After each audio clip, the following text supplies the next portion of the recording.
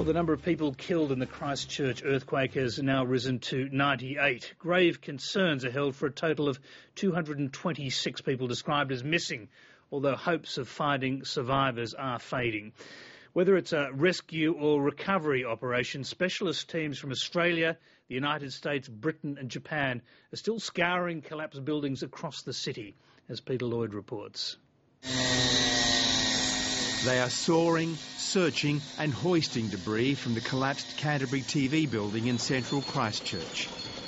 Somewhere under all of this rubble could be as many as 120 people. They are still listed as missing. Most are foreign language students from Japan, South Korea, Thailand and the Philippines, along with their teachers. But with more bodies being recovered today, police are no longer expressing optimism. There is no chance of survival at that site.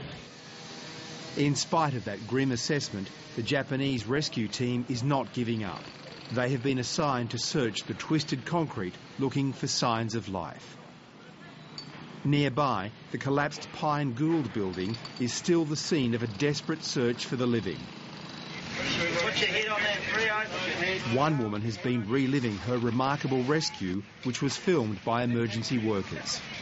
It definitely felt very, very violent. I don't know how I managed to get under my desk, but I did manage to get myself under there, and you know, the whole building just obviously collapsed around us. We weren't aware of that at the time, but it was pretty scary.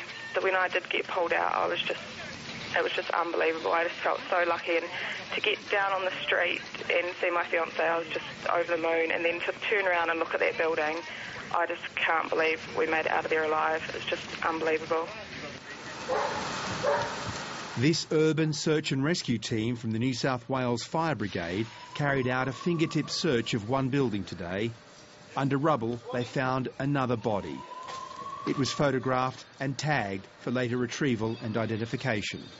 Softly, softly. It is dangerous work carried out beneath a shattered building threatening collapse.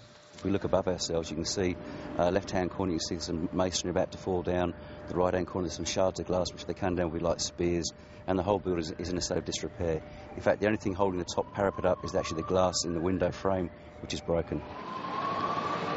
Across Christchurch, it is a similar story of shattered buildings and the discovery of yet more victims of the earthquake. This could become New Zealand's most deadly natural catastrophe. We are obviously very fearful tonight that the death toll could be much greater than any of us had ever feared. The dead are being kept at a temporary mortuary where international experts in disaster victim identification are working around the clock. At the moment, those bodies are in a safe place. They are being looked after.